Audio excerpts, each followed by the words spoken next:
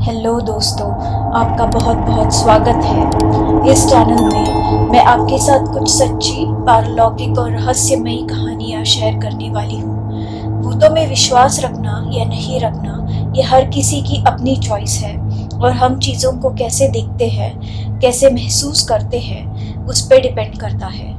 दुनिया में ऐसे लोग हैं जो भूतों में यकीन रखते हैं, ऐसे भी लोग हैं जो जानना चाहते हैं भूतों के बारे में, इन शक्तियों के बारे में तथ्य जुटाते हैं, फिर यकीन रखना ना रखना तय करते हैं। कुछ लोग ऐसे होते हैं जो बस विश्वास नहीं करते इन चीज़ों में। तो आपकी जो भी बिलीफ है, मैं आशा करती हूँ कि ये वीडियोस आपको किसी न किसी तरीके से हेल्पफुल होंगे। अगर ऐसा नहीं भी हुआ तो कम से कम आपका मनोरंजन ही हो जाएगा। मेरा नाम है श्रुति, एक आप ही की तरह घोस्ट एंथुजियास्ट। तो चलिए आज की सत्य घटना की तरफ।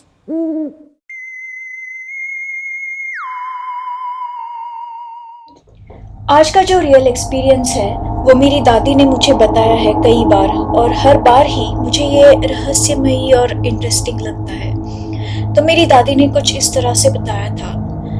ये बहुत पुरानी बात है। मेरी दादी जब छोटी थी तो उनके गांव के पास वाले ही एक गांव में, जिसका नाम मैं किसी कारण नहीं बता सकती हूँ, एक कपल रहता था। घर में सिर्फ पति और पत्नी ही थे और कोई नहीं था उनका घर गांव से बाहर एक तालाब के किनारे पर था। तो उस गांव में एक बड़ा सा तालाब था और तालाब के एक तरफ एक छोटा सा गांव इनका और दूसरी तरफ वो घर। वो दोनों काफ़ी खुश थे, अच्छे लोग थे, हेल्पिंग थे, जिंदगी सही से चल रही थी उनकी। फिर उस पत्नी को पता चला कि वो पेट से है, यानी प्रेग्नेंट है। वो दोनों बहुत खुश हुए, बच्चे के लिए सपने देखने लगे, तैयारियां करने लगे। जैसे जैसे दिन बीते उनको एक बात सताने लगी कि हमारा कोई और तो है नहीं इस दुनिया में, तो सिर्फ हम दोनों पति पत्नी कैसे सब निभा पाएंगे। उस औरत को लगता कि अगर उसकी माँ आज जिंदा होती तो कितना अच्छा होता। उसकी माँ उसकी देखभाल करती, उससे प्यार करती, उसके बच्चे को संभालने में उसकी मदद करती। घर पे और कोई नहीं था जो घर का काम करने में इसकी मदद करता, क्योंकि उसके पति को तो बाहर जाना पड़ता रोज पैसे कमाने। तो एक दिन ये औरत पानी भरने उस तालाब पर गई। वहाँ एक बूढ़ी औरत बैठी थी पेड़ के नीचे। उसने इस औरत को देखा जो बहुत चिंता में और दुखी लग रही थी। उस औरत ने अपने घड़े में पानी भरा और उस तालाब के किनारे बैठ गई आराम करने। क्योंकि वो चिंता में थी तो वो रोने लग गई, ये सोच के कि हम दोनों कैसे सब संभालेंगे। उसे देख के वो बूढ़ी औरत अब इसके पास आई और उससे पूछने लगी कि बेटी क्या हुआ, उदास क्यों हो, मुझे बताना चाहोगी? तो उस औरत ने उससे कहा कि घर में हम सिर्फ 2 लोग रहते हैं, मेरे पति और मैं, हमारा कोई और नहीं है इस दुनिया में। कुछ महीनों में हमारा बच्चा आने वाला है, तो हम दोनों चिंता में हैं कि मेरा ख्याल कौन रखेगा, मैं अकेले ये सब कैसे निभा पाऊंगी। ये सब सुन के उस बूढ़ी औरत को दया आई इस पे, और वो कहने लगी कि देखो बेटी, मेरा भी इस दुनिया में कोई नहीं है। मैं इस गांव में अकेले रहती हूँ। मेरा घर इस तालाब के पीछे जो बड़ा सा पेड़ दिख रहा है ना, उसके ठीक नीचे है। मैं तुम्हारी मदद कर सकती हूँ।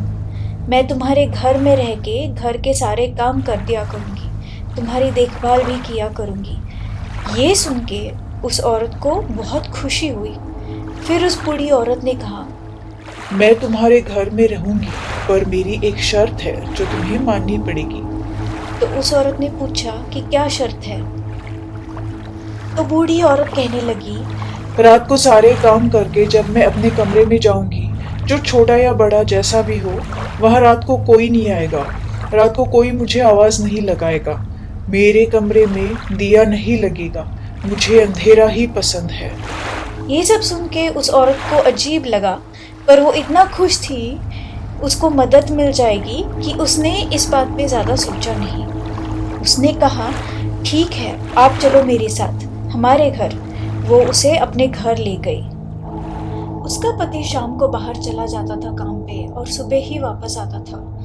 तो वो घर पे था जब उसकी पत्नी उस बूढ़ी औरत को घर ले आई। वो बड़ी खुश लग रही थी। उसने अपने पति से सारी बातें कही और उन शर्तों के बारे में भी कहा। पति को भी थोड़ा अजीब लगा।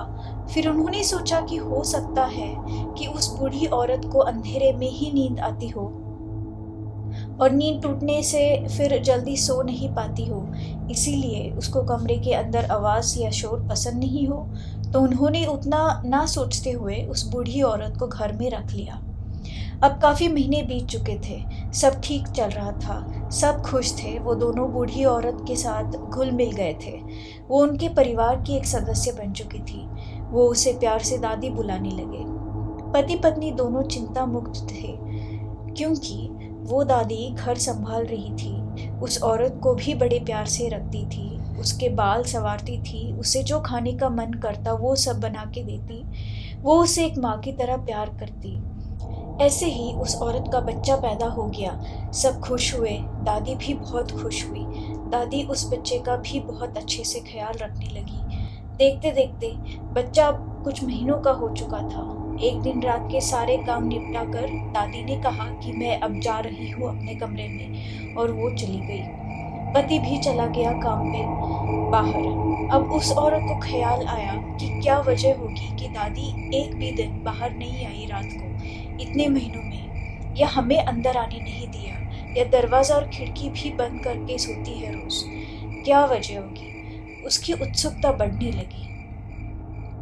इससे पहले कि हम आगे बढ़े, मैं आपको घर का नक्शा थोड़ा बता देती हूँ। तो घर बहुत छोटा सा था, पुराने घर जैसे हुआ करते थे। एंट्रेंस से अंदर आते ही एक बड़ा सा कमरा और उसके एक कोने में छोटा सा किचन एरिया। वही सारे बैठ के खाना भी खाते थे। इस बड़े कमरे के बगल में एक और छोटा सा कमरा था, जिसका एक ही दरवाज़ा था जो बड़े कमरे में खुलता था। तो अगर किसी को छोटे कमरे में जाना हो तो बड़े कमरे से होकर ही जाना पड़ता। बड़े कमरे के अंदर एक बेड था जो छोटे कमरे की दीवार से लगकर रखा हुआ था। अच्छा, अब इस बेड को लगी हुई दीवार पे एक छोटी सी खिड़की भी थी जो बड़े कमरे और छोटे कमरे में कॉमन थी, और इस खिड़की का एक लकड़ी से बना दरवाजा था जो अंदर वाले कमरे में खुलता था। पहले के ज़माने में घर की दीवारें थोड़ी चौड़ी होती थी, तो वो जो खिड़की थी दीवार में, उसके सामने इतनी जगह थी कि एक इंसान आराम से बैठ सके। मतलब काफ़ी वाइड स्पेस थी वो। अब स्टोरी की तरफ वापस चलते हैं। तो अगले दिन उस औरत ने उसके पति से कहा कि उसे ये बात सता रही है कि दादी आखिर क्यों रात को कभी कमरे से बाहर नहीं निकलती, या फिर उसकी आवाज़ तक नहीं सुनाई देती अंदर से, या वो कभी दिया नहीं लगाती उस कमरे में। तो पति ने कहा कि अगर तुम्हें इस बात की इतनी चिंता है तो हम एक काम करते हैं, आज रात को अंदर वाले कमरे की खिड़की बस हल्के से लगा देंगे, और रात को खाना खाकर मैं काम पे चला जाऊंगा दादी के सामने, और जब दादी कमरे में चली जाएगी तब मैं वापस आ जाऊंगा और हम खिड़की खोलकर उसके सामने एक दिया रख देंगे। पता चल जाएगा कि दादी को दिए से क्या दिक्कत होती है। पत्नी मान गई। फिर रात को उन्होंने ऐसा ही किया। पति खाना खा के चला गया और फिर दादी भी अपने कमरे में चली गई। पत्नी ने उस खिड़की को बस थोड़ा सा बंद करके रखा हुआ था। थोड़ी देर बाद पति वापस आया। अब इन दोनों ने एक दिया जलाया और उस खिड़की के सामने रख दिया, और खिड़की थोड़ी सी खोल दी और राह देखने लगे कि अब दादी कुछ कहेगी या नहीं। इतने में कुछ ऐसा हुआ जो सुन के और देख के दोनों पति पत्नी के पैरों तले से जमीन खिसक गई। कमरे के अंदर से दादी का हाथ बाहर आया खिड़की से, और उसने वो दिया बुझा दिया हाथ से ही। वो दीवार इतनी चौड़ी थी कि दादी का हाथ दिए तक पहुंचना नामुमकिन था। ये देख के दोनों हैरान रह गए। फिर अंदर से दादी की आवाज आई, मैंने तुमसे कहा था ना कि मुझे रात को अंधेरा चाहिए। उसकी आवाज सामान्य नहीं लग रही थी, डरावनी लग रही थी। ये सुनकर तो वो दोनों अब डरने लगे। वो दोनों खिड़की से पीछे हटकर खड़े हो गए। कुछ देर तक फिर दादी की कोई आवाज नहीं आई। पति पत्नी दोनों हैरान थे, उन्हें कुछ समझ में ही नहीं आ रहा था। फिर उन्होंने सोचा कि कमरे के अंदर जाकर देखते हैं। उन्होंने हाथ में एक कैंडल या मोमबत्ती ली और वो कमरे के दरवाजे की तरफ बढ़े और दरवाजे को हल्के से खोला। दादी कहीं दिख नहीं रही थी। तो पत्नी डर डर कर कमरे के अंदर जाने लगी। जैसे जैसे वो आगे बढ़ती, कमरे में उतनी ज़्यादा रोशनी फैलती। फिर जब वो दोनों कमरे के बीच तक पहुँचे, जहाँ से पूरे कमरे में अब रोशनी थी, और उन्होंने जो देखा वो देखकर उनको ज़बरदस्त धक्का लगा। उन्होंने देखा कि सामने दादी तो थी ही नहीं। उन्होंने पूरा कमरा देखा। कमरे में एक बेड था, उसके नीचे देखा पर दादी कहीं भी नहीं थी। उनके पैरों तले से ज़मीन खिसक गई। उन्हें समझ ही नहीं आया कि आखिर दादी गायब कहाँ हो गई। कमरे का एक ही दरवाज़ा था जो बड़े कमरे में खुलता था, और एक ही खिड़की थी जो भी बड़े कमरे की तरफ ही थी, और कोई जगह नहीं थी जहाँ से बाहर जाया जा सके। इन्होंने दादी का हाथ देखा था दिए को बुझाते हुए, और आवाज़ भी सुनी थी, मैंने तुमसे कहा था ना कि मुझे रात को अंधेरा चाहिए। तो आखिर दादी गई कहाँ? गायब कैसे हो सकती है वो अब डर गए और भागकर कमरे से बाहर निकल गए, और कमरे का दरवाज़ा बाहर से बंद कर दिया और सुबह होने का इंतज़ार करने लगे। ऐसी हालत में नींद तो आने वाली नहीं थी। जैसे तैसे रात कटी और सुबह हुई, तो हिम्मत करके दोनों ने कमरे का दरवाज़ा खोला और फिर से अंदर गए देखने। वही हुआ, दादी अंदर नहीं थी, वो कहीं चली गई थी। दोनों को समझ ही नहीं आ रहा था। उन्हें अब जवाब चाहिए थे, तो उन्होंने सोचा कि गांव में जाया जाए, शायद गांव में किसी को पता हो दादी के बारे में। तो वो दोनों निकल पड़े बच्चे को लेके गांव की तरफ। वो उस घर गए जो दादी ने बताया था कि उसका है। वहां पहुंचे तो देखा कि वो तो खाली पड़ा था, टूटा सा। बहुत सारे पेड़ पौधे उगे थे उसके इर्द गिर्द। देखकर लगा कि उसमें कोई नहीं रहता, खंडर कह सकते हो आप। उन्हें फिर से धक्का लगा कि यहाँ तो कोई नहीं है। फिर दादी ने झूठ क्यों कहा होगा? तो उन्होंने आसपास देखा, उन्हें कुछ और घर दिखे। तो उन्होंने सोचा कि उन घर की तरफ चला जाए और शायद कोई दिख जाए वहाँ जिसको दादी के बारे में पता हो। तो वो उन घर की तरफ बढ़े तो एक घर के बाहर उन्हें एक औरत दिखी। वो अपने घर के बाहर बैठकर कुछ काम कर रही थी। तो उन्होंने उससे पूछा कि आप किसी ऐसी दादी को जानते हो जो वो तालाब के पेड़ के नीचे वाले घर में रहती हो?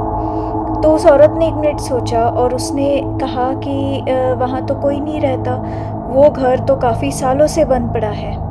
तो इन्हें फिर समझ में नहीं आया कि ऐसे कैसे हो सकता है। फिर उन्होंने आसपास देखा और कुछ लोगों से इन्होंने पूछा दादी के बारे में, तो किसी को दादी के बारे में कुछ पता नहीं था। अब ये दोनों उलझन में पड़ गए कि अब क्या किया जाए। इतने में उन्हें एक बूढ़ा इंसान दिखा जो उसके घर के बाहर बैठा हुआ था, जो उस लाइन का सबसे आखिरी घर था।